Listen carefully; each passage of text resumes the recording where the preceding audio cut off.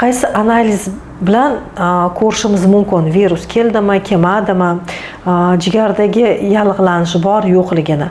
Agar jigar hujayrasi cho'zilib va buni membranasi parchalanib ketadigan bo'lsa, jigar hujayrasini ichidagi ALT, AST, bilirubin ko'rsatkichlari qon tomiriga tushadi. Mana shu ariqcha, jigar ichidagi ariqchaga qon tomiriga tushadi va qonda shu ko'rsatkichlar oshib ketadi. Va shunda biz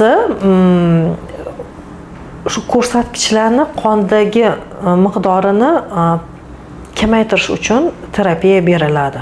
Nima uchun buni davolash kerak? Chunki ALT, AST, bilirubin va boshqa fermentlar boshqa ichki a'zolarimizga, yurakka ham, taloqqa ham, mushaklarga ham juda ham zarar va o'sha yerda o'zgarishlar chaqirishi mumkin. Masalan, biz fast food yedik.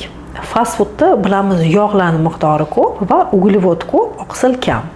Fast food yeganimizdan keyin u ovqatimiz oshqozondan ichakka tushadi. Ichakda u qonga so'riladi. Qon tomiri. Mana qon tomiriga, qonga yog'lar so'rilgandan keyin u vena porti orqali jigarga keladi. Jigar shunaqa a'zoki, shu qondagi yog' miqdorini ko'pligini bilib turib, o'sha jigar yog'larni, mana jigar hujayrasi yog'larni o'ziga to'plashni boshlaydi. To'plashni boshlagandan keyin jigar yog' kasalligi aytiladi. Oldin noalkogol va alkogol jigar yog' kasalligi derdik. 2024-yildan metabolik assotsiatsiyalangan jigar yog' kasalligi deymiz.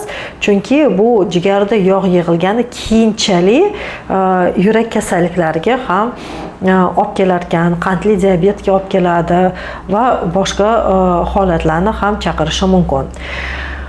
Har safar yog'i ko'p yeganimizdan keyin jigar bu yog'larni o'ziga to'playdi, yana jigarimiz kattalashishni boshlaydi. Ikkita zarba teoriyasi deydi. Bunda birinchi zarbada jigar yog'larni yig'adi.